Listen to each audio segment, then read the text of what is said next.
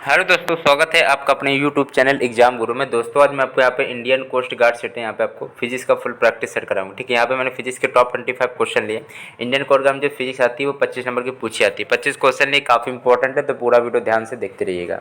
ठीक है, आपका यहाँ पहला नंबर प्रश्न दिया गया है, वैद्युत आवेशों के बीच लगने वाले जो वैद्युत आवेशों के बीच बल का ज्ञान देने वाले नियम को क्या कहते हैं? वैद्युत आवेशों के बीच, तो वो है कूलाम का नियम। कूलाम का नियम क्या है आप लोगों ने पढ़ा होगा, 1/4 pi epsilon not Q1 Q2 upon में आर स्क्वायर होता है।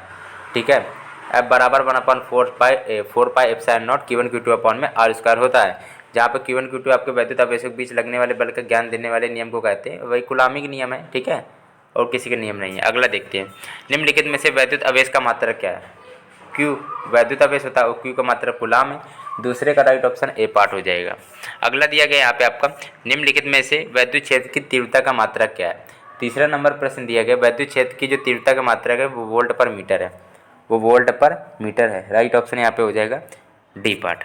अगला दिया गया है, दो नहीं लिखा क्या है, आर दूरी पर, ठीक है, रखे हुए दो इलेक्ट्रॉनों के बीच जो बल परिवर्तन होता है वो क्या होता है? देखो इलेक्ट्रॉनिक, तो ई समानुपाती होता है 1/r² होता है। तो आप लोग कह सकते हो r-2 का। ठीक है, r-2 कह सकते हो। राइट ऑप्शन देखा जाए तो यहाँ पे हो जाएगा आपका ई समानुपाती 1/r² होता है, तो ऊपर जाएगा तो r-2 हो जाएगा। तो यही आपके होता है, दो इलेक्ट्रॉनों के बीच लगने वाले जो बल परिवर्तन होता है वो ई r⁻² का होता है। ठीक है, अगला दिया गया, जब दो आवेशित कणों के बीच की दूरी आधी कर दी जाए, पर एक मिनट रुकिएगा, ये सूत्र लगाइएगा, बराबर 1/4 Q1 Q2 अपन में आर स्क्वायर। तो ये जो आर है वो दूरी है, अब बीच की दूरी जो आर होती है उसको आधी कर दी जाए, मतलब आपका एफ समानुपाती हो जाएगा 1/r। एक मिनट, 1/r आधी है तो 1/2 का स्क्वायर हो जाएगा।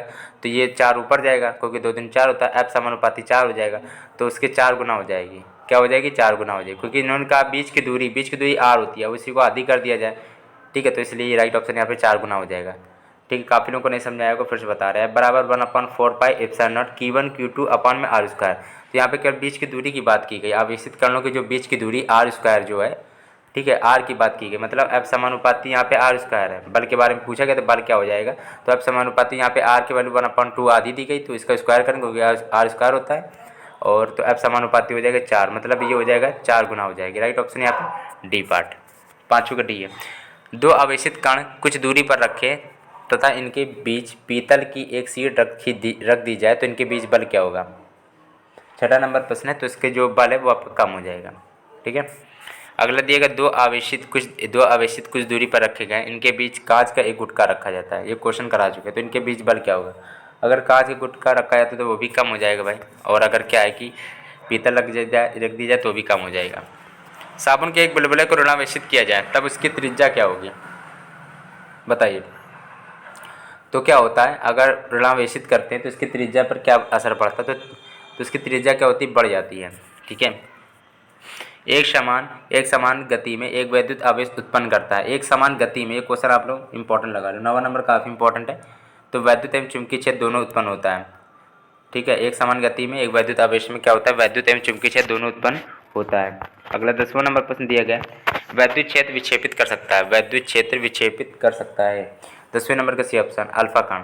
ठीक है, वैद्युत क्षेत्र विक्षेपित कर सकता है अल्फा कण। अगला दिया गया, एक आवेशित चालक के कारण किसी स्थान पर वैद्युत क्षेत्र होता है, वेक्टर राशि होता है।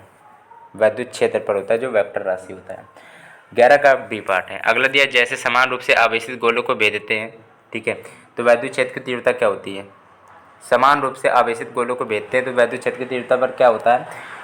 तो आपके सभी बिंदुओं पर शून्य हो जाती है। ठीक है, अगला दिया गया, यदि किसी वैद्युत क्षेत्र के कारण कूलाम बल के विरुद्ध किसी आवेश को चलाया जाता है, ठीक है, तो क्या होगा आपका? ये पूछा गया, तो 13 का बी ऑप्शन, तो किसी बाह्य स्रोत से ऊर्जा का उपयोग किया जाता है। एक समान सतह आवेश घनत्व को खोखले गोले के अंदर वैद्युत क्षेत्र होता है। खोखले गोले के अंदर पूछा गया, तो आप लोग बताइए राइट ऑप्शन क्या बनेगा? सीधा आपका शून्य होता है। खोखले गोले के अंदर कभी भी पूछा जाए तो आपका क्या होता है? वैद्युत क्षेत्र हमेशा शून्य होता है। ठीक है, चलो अगला देखते हैं। अगला दिया गया, बिंदु ऋणावेश की परत वैद्युत बल रेखाएं होती हैं। बताइए, 15 नंबर प्रश्न है। यहाँ पे जो सी ऑप्शन त्रिज्या अंदर की ओर होती है। अगला दिया गया है 16 नंबर है, यदि किसी इलेक्ट्रॉन का प्रारंभिक वेग वैद्युत क्षेत्र की दिशा से भिन्न दिशा में तो इलेक्ट्रॉन का मार्ग कैसा होगा? तो इलेक्ट्रॉन का मार्ग आपका परवलयाकार होगा। आवेशित गोला, आवेशित खोखला गोला वैद्युत क्षेत्र उत्पन्न नहीं करता किसी, कहाँ पर, देखो 17 नंबर का राइट ऑप्शन ए पार्ट, आंतरिक बिंदु पर वैद्युत क्षेत्र उत्पन्न नहीं करता, उस शून्य होता है उसको वैद्युत क्षेत्र, ये भी पता याद कर लीजिएगा।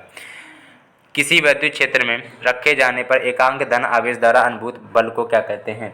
18 नंबर का सी ऑप्शन, उस बिंदु पर वैद्युत क्षेत्र की तीव्रता कहते हैं।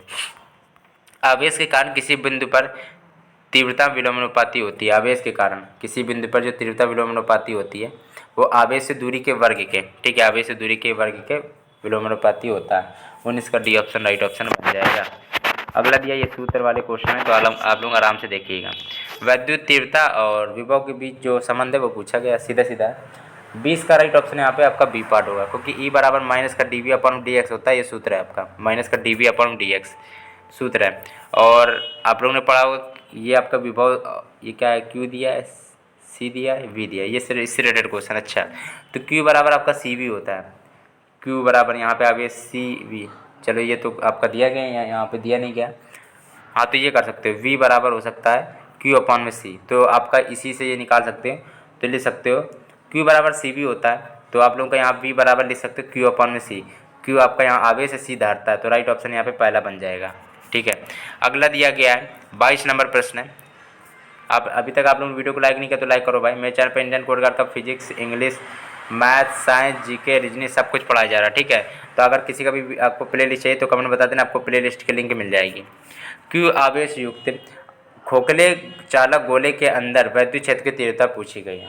आप समझ गए होंगे, बताना नहीं पड़ेगा, क्योंकि खोखले गोले के अंदर पूछता है तो हमें ऐसा शून्य होती है, सीधी बात है। वैद्युत आवेश के लिए वैद्युत क्षेत्र की तीव्रता आर के साथ पड़ती है, तो ई समानुपाती 1/में आर स्क्वायर होता है, ये क्वेश्चन बता चुके हैं। तो 23 का राइट ऑप्शन यहाँ पे ए पार्ट है। ठीक है, तो भाई अभी तक आप लोगों ने वीडियो को लाइक नहीं किया तो सबसे पहले लाइक करो, चैनल सब्सक्राइब नहीं किया तो कर लेना। ठीक, काफ़ी इंपॉर्टेंट क्वेश्चन थे। ठीक है, ये वाले काफ़ी इंपॉर्टेंट क्वेश्चन थे। ठीक है, इन चारों को देख लेना।